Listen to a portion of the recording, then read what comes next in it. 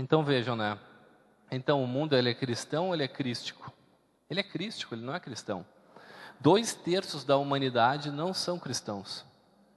O Oriente, o povo islâmico e tudo mais, abarca mais do que a humanidade toda de cristãos que nós temos na Terra.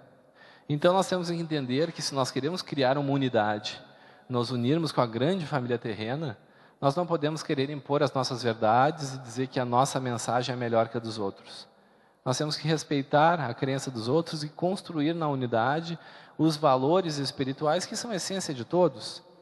O pessoal das outras religiões pode não seguir os ensinamentos, assim como nós muitas vezes não seguimos, mas a essência do Alcorão, da Bíblia, do Novo Testamento, do Evangelho, de todos os livros sagrados das religiões ensinam exatamente isso.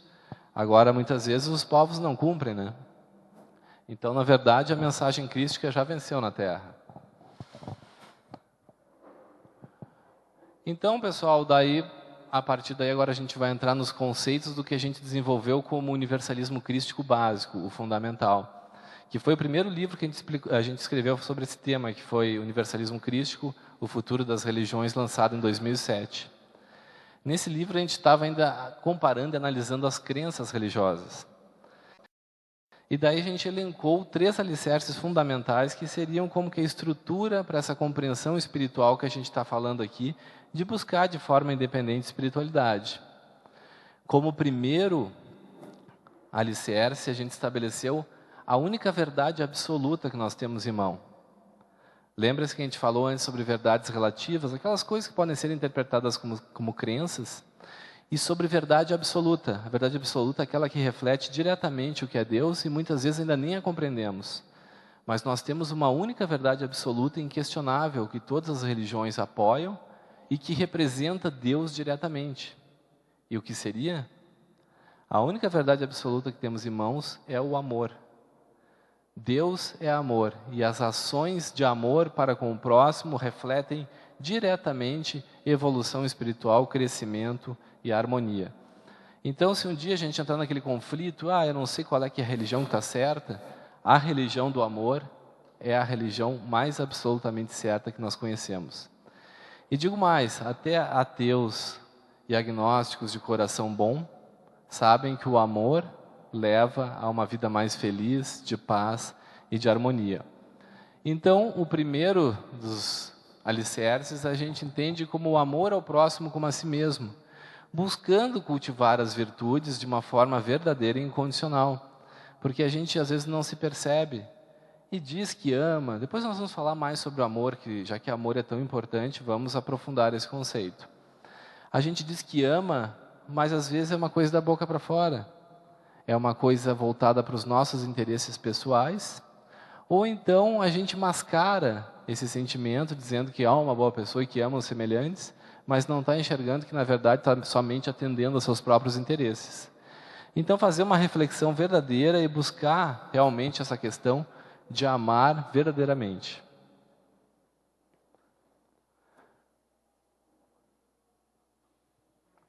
O segundo alicerce do universalismo crístico básico é uma crença, não é uma verdade absoluta, é uma verdade relativa. Que para nós que estamos aqui sentados, acredito que todo mundo aqui é reencarnacionista, é algo bem tranquilo, né?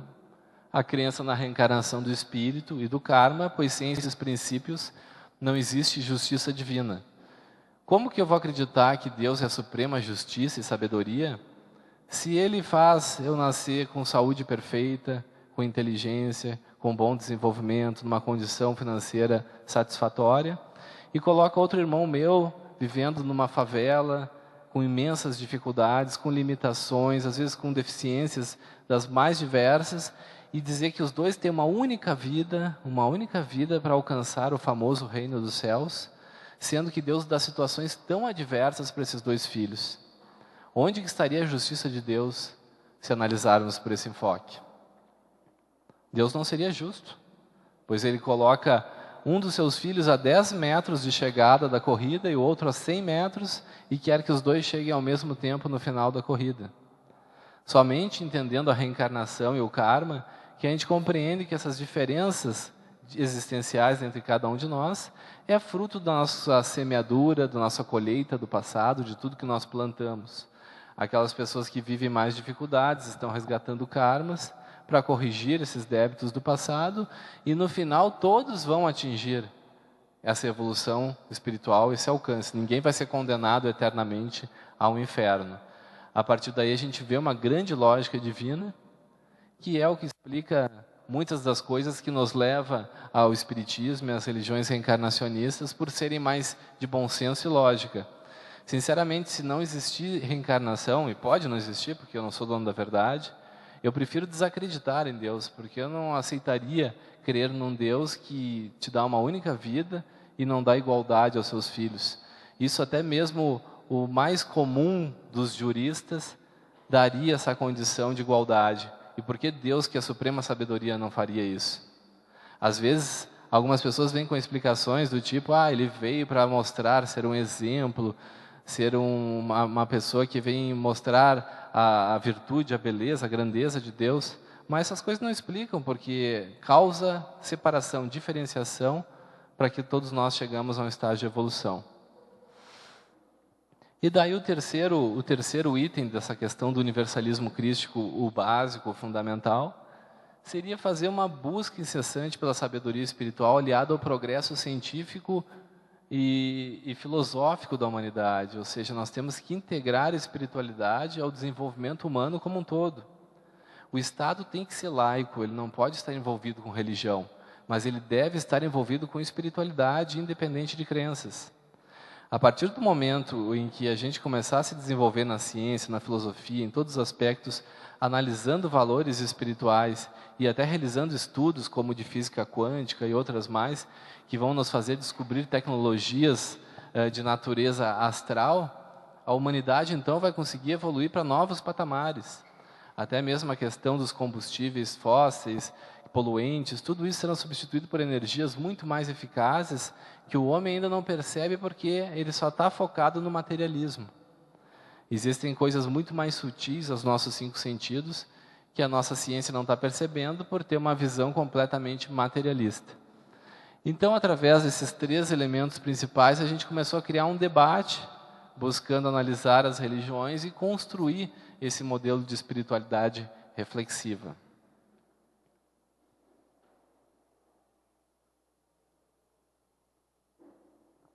Mas com tantas verdades a gente pode ficar meio perdido, né?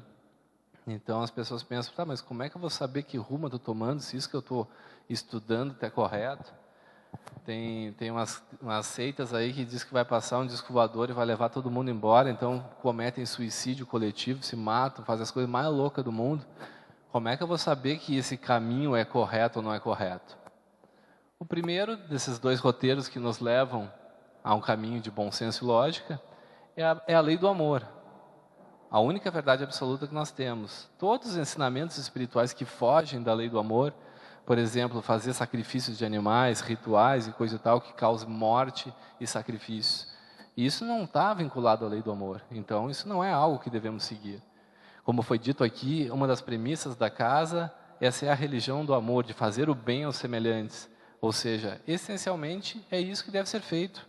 Independente de crenças, nós temos que trabalhar sempre pelo bem e pelo amor dos nossos semelhantes, tanto os seres humanos, como os animais e a natureza como um todo. Vocês viram ali que eu falei que Cristo é a alma do planeta, não é mesmo?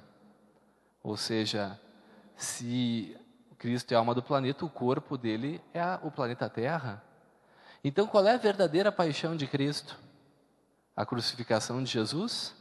Ou a destruição da natureza que nós fazemos todos os dias? Nós estamos matando, acintando o corpo de Cristo diariamente com esse desequilíbrio ecológico, esse ataque ao nosso planeta que nós fazemos de uma forma desequilibrada. Então, a todo momento que a gente colabora com a destruição do planeta, nós estamos crucificando o Cristo na concepção talvez mais real dela. E a segunda desses 2 roteiros é a busca da verdade, né? A verdade está onde está o bom senso e a lógica, ou seja, vamos analisar de uma forma coerente e lógica e ver se aquele ensinamento realmente nos engrandece, nos torna pessoas melhores. Se isso não acontecer, não faz sentido nenhum. Amigos, a religião que não provoca a reflexão, que não nos modifica, não nos transforma para melhor, não nos serve, não tem finalidade alguma. É ritualismo, é tradicionalismo, é seguir algo mecanicamente, simplesmente para dizer que segue a religião dos seus pais, ou então para se sentir inserido dentro de um grupo social. Porque se não existe uma transformação para melhor, um crescimento, um amadurecimento espiritual, alguma coisa está errada. E talvez não esteja errado na religião, mas sim no nosso desdém em refletir sobre aquilo que aprendemos lá. Eu costumo dizer que o ritual da missa católica é muito profundo e bonito. O ritual da Eucaristia, ali é o momento do corpo de Jesus, o pão e o vinho, a nova aliança com Jesus, tudo aquilo tem uma simbologia fantástica de nós nos conectarmos com a mensagem de Jesus, a mensagem crística. E as pessoas às vezes ficam completamente alienadas daquilo que está acontecendo, porque aquilo toda vez é apresentado de uma forma mecânica e não provoca reflexão. Então isso tudo a gente tem que analisar, buscar conhecer, vivenciar, aprender o que realmente está acontecendo ali. Porque aí vai nos provocar reflexão e vai fazer essa grande mudança interna de nos tornarmos pessoas melhores.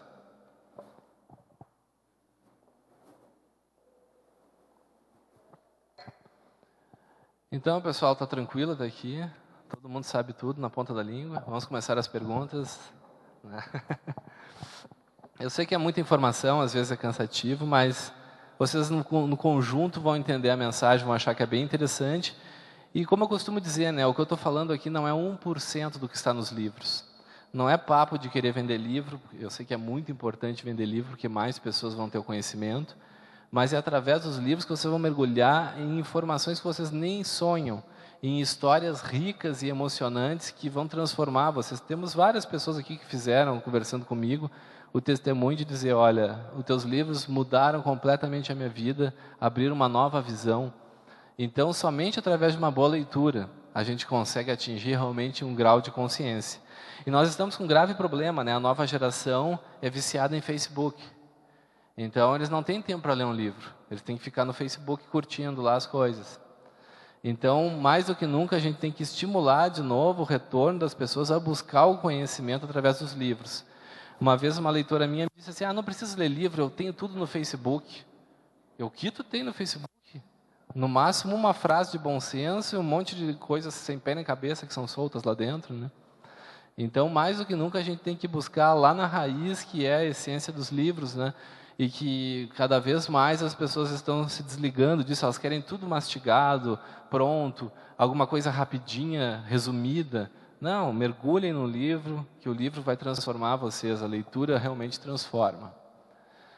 Então, agora a gente vai entrar no tema da palestra, depois de 1 hora de conversa, a gente vai entrar realmente no tema da palestra, né, que é o novo livro que nós lançamos o ano passado, que foi realmente um livro revolucionário, que é o Universalismo Crístico Avançado. E as pessoas então me dizem assim, avançado deve ser mais difícil ainda, mais complicado. Eu digo, não, é mais fácil. Porque as coisas espirituais, quanto mais a gente desmistifica elas, mais simples elas ficam.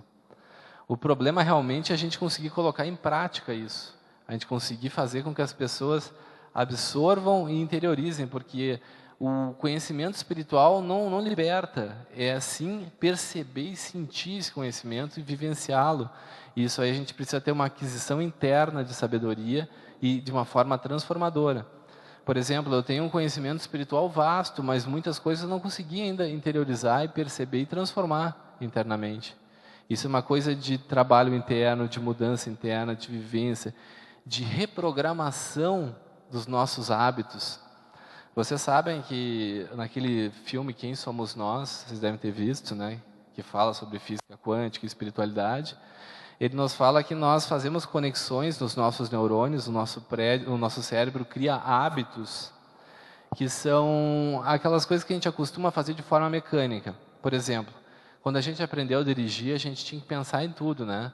Aperta o pedal da embreagem, bota a primeira, acelera, muda para cá, e daí a gente ficava super concentrado fazendo tudo aquilo. Agora que a gente já sabe dirigir, a gente nem pensa, né? Tem gente que vai dormindo para o trabalho, eu sou um deles, assim, eu acordo quando está quase chegando lá. Porque está tão automatizado o processo de dirigir que tu não precisa mais pensar. E da mesma forma, os nossos maus hábitos, eles continuam gravados dentro de nós e a gente tem atitudes de intolerância, de desrespeito, de ironia. A gente faz o não verbal, né? A pessoa diz assim, mas eu não falei nada. Mas faz aquela cara de bunda, assim, né? Para tudo que falam. Ou seja, aquela antipatia, aquela revolta, aquela coisa interna que parece que é instintiva. A pessoa nem se dá conta e está fazendo. Por quê? Porque ela se programou no seu inconsciente para agir sempre daquela forma. A pessoa pessimista, né? Tudo que é coisa que se fala, ela vê o lado ruim. Mas isso aí vai dar um problema ali. Mas aquilo ali vai dar problema. Casou agora, vai separar amanhã, não sei o quê. Porque automatizou esse hábito de ver as coisas para um lado negativo. E aí, como é que a gente faz? A gente tem que desconstruir essa conexão dos neurônios negativos, esse mau hábito de pensar e agir, e construir uma outra de harmonia, de paz, de positivismo. E isso é um trabalho que no início é que nem se libertar de um vício. É sofrido, é complicado, até a gente conseguir vencer essas tendências negativas, né? Então, nesse livro, Quem Somos Nós, o filme, ele ensina a gente colocar uma pedrinha no bolso, e toda hora que botar a mão no bolso, lembrar da pedrinha, opa, isso é para me lembrar de que eu tenho que mudar meus hábitos de pensamento e procurar me policiar e agir de uma forma positivista na nossa vida. Porque se a gente pensa assim, vou fazer hoje, faz hoje, amanhã já esquece, já volta para o mesmo comportamento negativo. Então, a gente tem que fazer essa mudança interna desses conceitos, essa compreensão, para termos esses hábitos corretos. E isso exige reflexão. Na verdade, nem sei porque eu estava falando disso, a gente estava entrando no outro tópico aqui. Eu como me perco também. Bom, e então entrando na questão do universalismo crítico avançado, é que daí vem a grande revolução. É porque eu estava falando que é mais simples que o outro, né? E por que é mais simples? O primeiro debate as crenças das religiões. E como eu disse no início da palestra, quem está preocupado com crenças? Vocês estão preocupados em defender uma bandeira de que acredita nisso, de que acredita naquilo? Ou nós estamos querendo nos tornar pessoas melhores, evoluir e crescer? O universalismo crístico básico estuda crenças.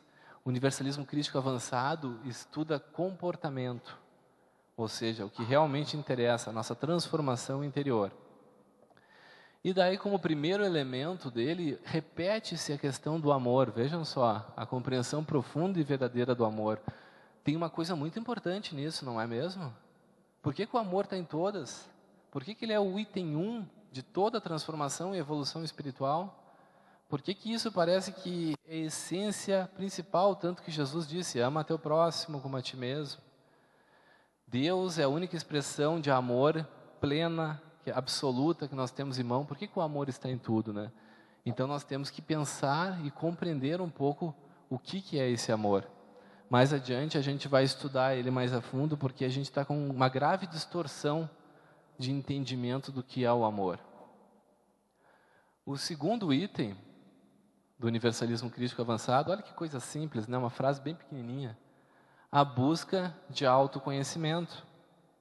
Está parecendo uma coisa de psicólogo até, né? Realmente, é uma psicologia humana. Se nós não nos conhecemos, não sabemos como somos, a gente não entende como é que a gente está se relacionando com o mundo. E as pessoas não se conhecem, principalmente o homem ocidental. O oriental, ele vai para casa, faz uma meditação, faz uma yoga, uma reflexão, se autoanalisa. O homem ocidental, ele chega em casa, se não tiver alguém para conversar, ele entra em pânico, porque a voz interior dele começa a conversar com ele, ele corre, liga a televisão e fica ouvindo umas besteiras, para não ter que conversar com a voz interior dele. Ou então entra em parafuso e fica ligando para a mulher o tempo todo, ou vice-versa. O que está fazendo, não sei o quê. Tem que ocupar a mente com algo, porque não quer conversar consigo mesmo. Então, a pessoa começa a cada vez mais se desligar de sua essência e não se enxerga. Eu costumo dizer, até falei na entrevista hoje de manhã, que se fossem fazer um Big Brother de nossas vidas, filmando os melhores momentos do dia, e no final do dia fosse passar um resumo do que fizemos no nosso dia, a gente ia ficar assustado com aquela criatura que somos nós. A gente ia olhar para aquela câmera e ver aquela pessoa tendo atitudes, às vezes, intolerantes, desrespeitosas, revoltadas, com falta de amor, de compreensão, de generosidade. E a gente, às vezes, não enxerga isso, porque está automatizado no nosso processo interno de não avaliar, a gente já criou os maus hábitos, então continua cometendo aqueles atos e não reflete. Então o que a gente precisa? Autoconhecimento, começar a analisar o nosso comportamento a todo instante e ver o quanto nós estamos sendo pessoas agradáveis, harmoniosas, que buscam o bem-estar coletivo, ou o quanto a gente está criando atrito e conflito. Isso é algo fundamental para nós construirmos um mundo melhor. Através da análise do nosso comportamento, de nossas atitudes, é que nós vamos poder construir um mundo melhor, porque vocês há de convir comigo, que é a única pessoa que nós podemos mudar. Nós podemos mudar os outros? Nós podemos mudar somente a nós mesmos. Não adianta a gente chegar lá no fulano, tu vai fazer assim, tu vai fazer assado, tu está errado, tem que mudar. Não muda. A gente pode até forçar naquele momento a pessoa a aceitar, mas ela não vai mudar. Nós temos que mudar a nós mesmos, que é onde a gente tem poder, controle e autoridade. E através da nossa mudança, a gente pode quebrar os grilhões de ódio. Vocês sabem que a gente fica aprisionado em laços kármicos porque a gente responde na mesma moeda. A pessoa nos agride, nós agredimos ela. A pessoa nos agride, nós agredimos ela. E se nós nos libertarmos, tomarmos consciência do que é tudo isso que estamos falando aqui, a gente não vai responder na mesma moeda. E aí as coisas se modificam. E talvez a outra pessoa até se impressione com aquela nossa atitude e pare para refletir. Opa, ele mudou o comportamento dele. E daí talvez ela veja aquilo como um exemplo nobre, até fique encabulada de estar agredindo e se desligue desse processo. E aí a gente se liberta desse karma. E o terceiro item desse universalismo avançado é entender a forma de pensar do nosso semelhante, aceitá-lo, sermos tolerantes com eles. Porque eu tenho uma má notícia para dizer para vocês. Infelizmente, as pessoas não pensam iguais. Nós todos não pensamos da mesma forma. E o mais preocupante ainda é que talvez nós estejamos errados naquela questão específica, que estamos batendo o pé e querendo que seja na marra da nossa forma. Então, nós temos que, além de nos conhecermos, nos entendermos, nos compreendermos, nos analisarmos, nós temos que tentar entender o pensamento do nosso próximo e assim buscar o quê? Construir o quê? Construir harmonia, que é o que na verdade todos nós procuramos. O que é felicidade? O que é a paz? O que é o equilíbrio? É a construção de um mundo harmônico, seja no planeta inteiro ou seja na nossa família, no nosso núcleo familiar. Se esses três pontos fossem utilizados, aprendidos, executados por toda a humanidade, seria o fim das guerras, das desavenças, dos crimes, dos desequilíbrios e tudo mais. Porque aí nós nos enxergaríamos melhor e aceitaríamos o nosso semelhante como ele é. Às vezes nós vemos pessoas querendo impor as suas ideias, a sua forma de pensar, o seu jeito de ser aos outros. Nós temos que entender que somos diferentes. O máximo que nós podemos fazer é aconselhar aquela pessoa, demonstrar o nosso ponto de vista de uma forma fraterna e harmônica, mas jamais querermos nos colocarmos como donos da verdade e impondo as nossas ideias. E isso vai até na questão da relação familiar, por exemplo, os nossos filhos. Às vezes nós queremos que eles sigam as profissões que nós desejamos. Tipo, o pai é médico e quer que o filho seja médico para que ele tenha um futuro bom. Mas de repente aquele filho veio com aptidão para artes e quer ser um músico, ou seja o que for. Cabe ao pai explicar para ele: olha, meu filho, se tu não for um astro de rock, tu vai ter dificuldades econômicas no futuro. Tu não vai ter uma vida de riqueza, se esse é o teu interesse. E de repente o filho disse: olha, não é essa a minha busca, eu não estou preocupado com bens materiais. Eu quero expressar minha arte. E então o pai tem a grandeza de dizer: olha, eu te alertei, te mostrei a minha preocupação, mas tu és senhor do teu destino. Respeitar o destino dos seus semelhantes. Respeitar as opções deles. Mas, claro, que com a sabedoria dos mais velhos, mostrar o que isso pode acarretar ao futuro. Mas respeitando as suas decisões.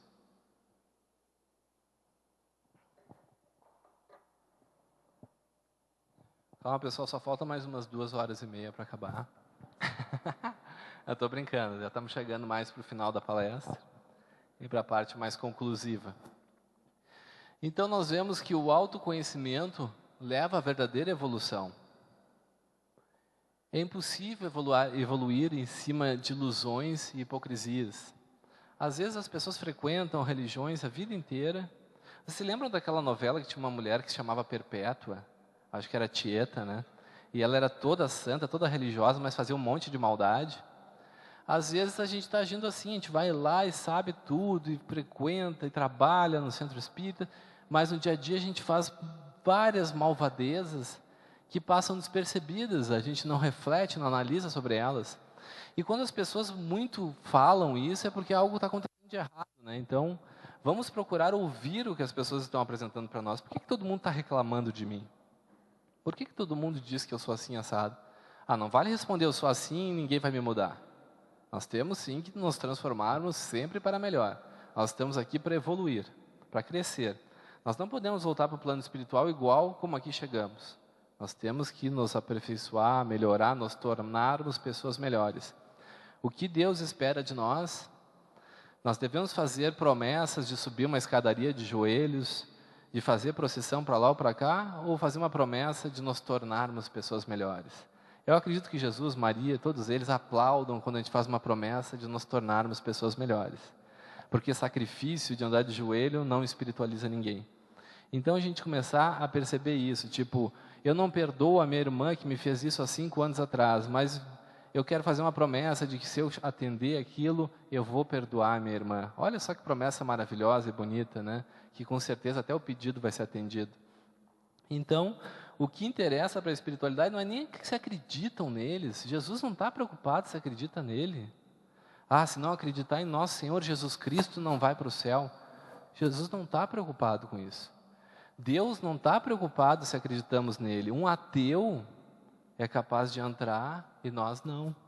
Porque o que importa são os valores, as ações, o bem que se pratica aos seus semelhantes. Isso que é fundamental. Porque Deus, Jesus, grandes espíritos, não estão preocupados com o seu ego. Ah, eu quero ser adorado. Se eu não for adorado, eu vou punir os meus filhos. Vejam bem, é uma coisa humana. Adoração é uma coisa humana. Eles querem que nós cresçamos, evoluamos. Isso que é importante. Então, a gente tem que buscar isso, se libertar disso, analisar. Porque não é tão ruim a gente ver as nossas imperfeições e assumir elas. Se a gente está disposto a melhorar, o que tem em reconhecer que eu sou uma pessoa truculenta, uma pessoa irritada, uma pessoa revoltada, uma pessoa que não perdoa? Não, tudo bem, vamos então melhorar isso, vamos transformar isso. A cada dia vamos diminuir um pouco esse sentimento. Ah, eu sou muito egoísta, não quero abrir mão de nada. Não precisa abrir mão de tudo no dia seguinte, virar um Francisco de Assis. Mas procure, passo a passo, diminuir esse sentimento de egoísmo intenso e gradativamente se libertar dele.